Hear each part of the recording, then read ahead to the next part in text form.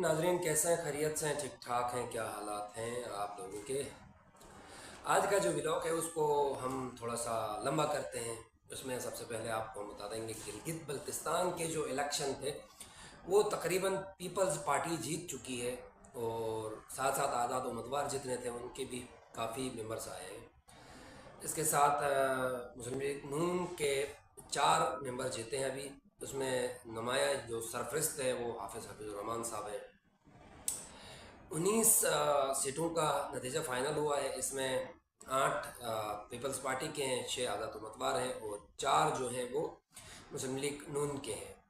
इसमें अभी 5 जो सीटें हैं उनका नतीजा फ़ाइनल नहीं आया है। जब फ़ाइनल आएगा तो फिर भी हम आपके सामने वो चीज़ें रख लेंगे।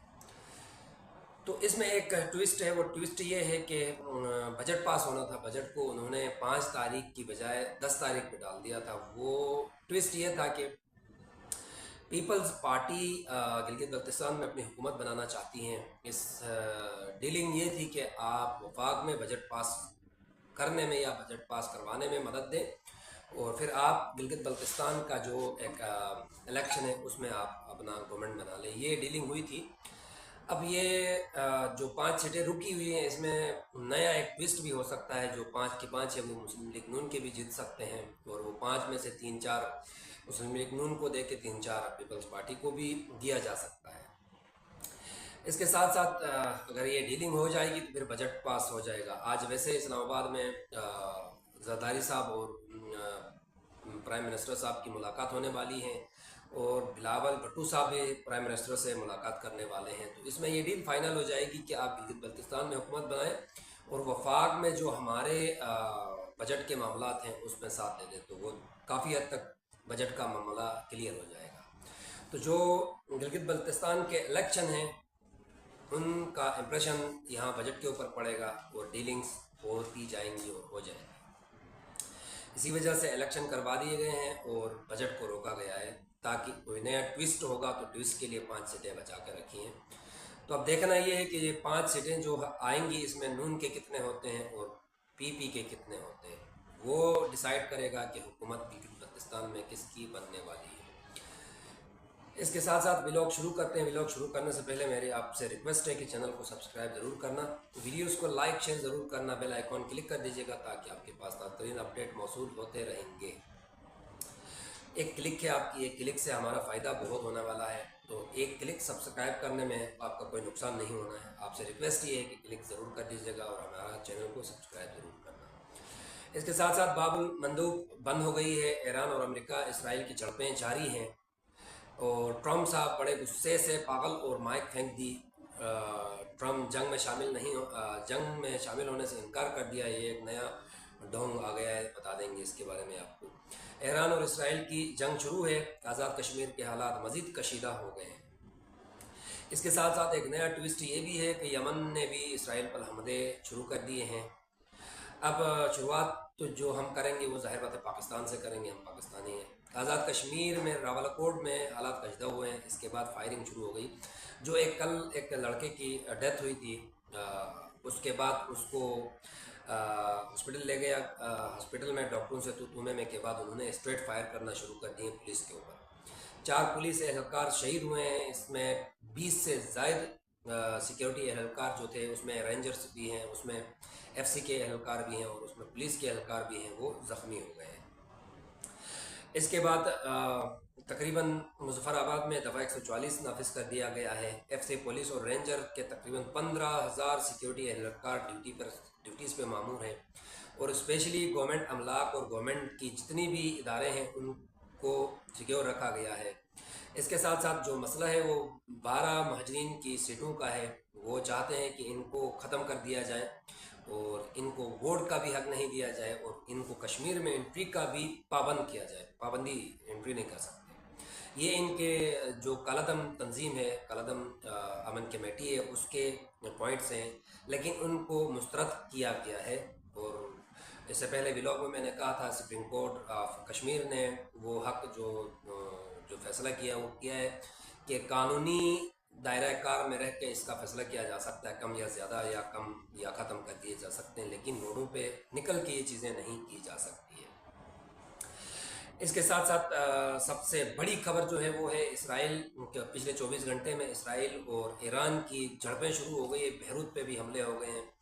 اس کے ساتھ ساتھ بیروت پہ جو اسرائیل نے حملہ کیا تھا اس میں تقریباً ایک بندہ شہید ہوا ہے اور کافی زخمی ہوئے ہیں۔ اس کے بعد ایران نے اسرائیل کے اوپر حملے شروع کر دیے، آج دن میں بھی حملے ہوئے ہیں، ہر گھنٹے میں میزائل فائر ہوئے ہیں اور شدید فائر ہوئے ہیں۔ اس کے ساتھ ساتھ ان کے پیٹرو کیمیکل فیکٹری تھی، اس میں اسرائیل کا رامات ایک علاقہ ہے، اس میں بھی تلنوف ہے، اس میں بھی ایئر بیس پہ حملہ ہوا ہے، اور نواتین ایک علاقہ ہے، اس میں بھی ایران کی طرف سے ہٹ کیا گیا ہے۔ اس کے ساتھ ساتھ اسرائیل نے کلیم کیا ہے کہ ایران کے دفاعی سسٹم اور ایران کی جو پیٹرو کیمیکل فیکٹری کو ہم نے ہٹ کیا ہے، وہاں پر میزائل کے پرزے بن رہے تھے، اس کو ہم نے نقصان پہنچایا، اس پہ ہم نے ہٹ کیا ہے۔ اس کے ساتھ ساتھ جو سب سے ضروری بات ہے کہ اس جنگ میں یمن نے بھی انٹری ماری ہے، اور یمن نے بھی اسرائیل پہ میزائل فائر کیے ہیں، اور باب المندوب کو اسرائیلی جہازوں کے لیے مکمل بند کر دیا گیا ہے۔ اس کے بعد اسرائیل کی جو پیٹرو کیمیکل فیکٹری ہے اس پہ بھی حملہ ہوا ہے۔ اس کے ساتھ ساتھ اسماعیل بقائی صاحب کی بیان آئی ہے کہ اسرائیل امریکہ کی اجازت سے حملے کر رہا ہے۔ یہ بات سے میں متفق ہوں، باقی آپ لوگ شاید متفق نہ ہو، کہ اسرائیل جتنا بھی جو کچھ کر رہا ہے وہ امریکہ کی پوچھے بغیر ایک پتہ بھی نہیں ہلا سکتا۔ وہ تمام جتنی بھی چیزیں کر رہا ہے وہ امریکہ سے پوچھ کے ہی کر رہا ہے۔ امریکہ کروا رہا ہے، یعنی امریکہ اسرائیل کو یوز کر رہا ہے۔ اگر امریکہ اسرائیل کو یوز نہیں کرے گا تو خلیج سے امریکہ کا کھانا پینا بند ہو جائے گا۔ وہ امریکہ اسرائیل کو یوز کر کے کبھی غزہ میں فائر، کبھی لبنان میں فائر، کبھی ایران میں فائر کروا کے خلیج سے بٹورنا ہے، ان کو بہت کچھ بٹورنا ہے۔ وہ بٹورنے کے چکر میں وہاں سیکیورٹی کے نام پہ، وہاں ڈیفنس کے نام پہ اپنا سب کچھ بیچ رہا ہوتا ہے۔ اس کے ساتھ ساتھ جو باب المندب بند ہوا ہے وہ غیر معینہ مدت کے لیے بند کر دی گئی ہے۔ اس کے ساتھ ساتھ ریڈ سی سے اسرائیل کی کوئی بھی جہاز کراس نہیں ہو سکتی ہے۔ یمن نے ڈائریکٹ فائر بھی کیے، میں نے پہلے بھی بولا، میزائل فائر ہوئے ہیں۔ اس کے ساتھ ساتھ نیتن یاہو کے بارے میں رپورٹ آئی ہے کہ ایران کی طرف سے اور دوسری امریکہ کی طرف سے نیتن یاہو کے اوپر بہت زیادہ پریشر ہے کہ اگر امریکہ ایران مذاکرات کریں گے تو نیتن یاہو اکیلے رہ جائے گا۔ بھائی کبھی اکیلا نہیں ہو جاؤ گے تم، امریکہ آپ کے ساتھ ہے، امریکہ آپ کو سپورٹ پہ ہے، امریکہ آپ کو سب کچھ دے رہا ہے۔ آپ کے پاس کچھ نہ ہو تو بھی امریکہ آپ کو سپورٹ کرے گا، کیونکہ امریکہ کی دنیا جہاں کی کمائی یہاں خلیج سے ہو رہا ہے۔ پیٹرول سمجھو، گیس سمجھو، یا کچھ بھی لے لو، سب یہاں سے لینے کے چکر میں کنسٹرکشن کے نام پہ، ڈیولپمنٹ کے نام پہ، سب کچھ کے نام پہ یہاں سے پیسے بٹورنا ہے خلیج سے، تو وہ کنفرم آپ کو سپورٹ کرے گا، آپ کو ٹینشن لینے کی ضرورت نہیں۔ اور یہ ڈھونگ ہے صرف ٹینشن والی، ویسے کوئی ٹینشن نہیں ہے۔ اس کے ساتھ ساتھ ٹرمپ کی طرف سے اعلان ہوا ہے کہ ہم اس جنگ میں شامل نہیں ہوں گے۔ بھائی جنگ آپ کروا رہے ہیں، شامل کہاں سے نہیں ہوں گے؟ جو اسرائیل کر رہا ہے وہ آپ کروا رہے ہیں۔ اسرائیل کی اتنی اوقات نہیں ہے جو گرد گرد سارے مسلم ممالک اور بیچ میں اسرائیل بیٹھ کے یہ ہتھ کنڈے کرے۔ یہ آپ کی ہی اشاروں پہ ناچ رہا ہوتا ہے، یہ آپ کی ہی اشاروں پہ ناچ رہا ہے، آپ ہی کروا رہے ہیں۔ اس کے ساتھ ساتھ ٹرمپ نے نیتن یاہو کو فون بھی کیا ہے، فون کر کے کہا ہے کہ آپ نے جو معاہدہ ہو رہا تھا اس کو سبوتاژ کیا ہے، اس کی سزا آپ کو ملے گی۔ یہ وہ ادھر ادھر کی باتیں ہوئی ہیں، اب اس کی مکمل ڈیٹیل باہر نہیں آئی۔ مکمل ڈیٹیل باہر آئے گی تو ہم بتا دیں گے کہ کیا ڈھونگ اور رچایا جا رہا ہے۔ اصل میں ایک بات تو ایران کے اوپر پریشر ڈال کے مجبوراً کسی کوئی نہ کوئی معاہدے پہ سائن کروانا ہے، اور دوسری بات اسرائیل کے تھرو خلیج سے پیسے بٹورنے ہیں۔ جو نقصان ہوا ہے، جو بلینز ڈالر کا نقصان جو اس جنگ میں ہوا ہے امریکہ کا، وہ جنگ کے جو نقصانات ہیں وہ خلیج سے وہ وصول کرے گا بھائی، ڈیولپمنٹ کے نام پہ اور ڈیفنس کے نام پہ اور ریڈار کے نام پہ، فلاں کے نام پہ ان سے پیسے بٹورے گا، کتنے کتنے ملینوں کے ان سے معاہدے کرے گا اور دے گا پیچھے سے وہ یہیں گھنٹہ جو پرانا سامان ہے، جو پھٹنا بھی نہیں ہے، جو کچھ بھی نہیں کرنا ہے، وہ دے گا۔ تو ان سے بٹورنا ہے تو ظاہر بات ہے اسرائیل کو پالنا پڑے گا۔ اسرائیل کے تھرو تو یہ سب سارا کچھ ڈھونگ رچایا جاتا ہے۔ اس کو گالیاں بھی دے، اس کو کچھ بھی کرے، یہ کچھ بھی نہیں ہے۔ یہ دونوں آپس میں ملے ہوئے ہیں، اور مسلمان جتنے بھی ممالک ہیں ان کے اوپر ظلم زیادتی ہیں، اور یہ ایک ڈونگ یہ بھی ہے کہ مسلمان ممالک مل جائے تو اسرائیل کی بھیڑ بجا دیں گے۔ اسی وجہ سے ٹرمپ پیچھے ہٹ کے اس کو آگے کر کے مسلمانوں سے، جو خلیج میں جتنے بھی ممالک ہیں ان سے بٹورنے کی کوشش کی جا رہی ہے۔ اس کے ساتھ ساتھ جو ٹرمپ کی بیان ہے یا ٹرمپ کی جو کال ہے نیتن یاہو کو، اس میں جتنا جو بھی سامنے آئے گا نیکسٹ ولاگ پہ انشاءاللہ آپ کے سامنے رکھیں گے۔ اور آج کی رات بہت خطرناک ہے، شاید ہی آج کی رات ایران دوبارہ اسرائیل پر حملہ کرے گا، اور اسرائیل بھی تیار ہے۔ اسرائیل کے پاس امریکہ کا اسلحہ مکمل بارود پہنچا ہوا ہے۔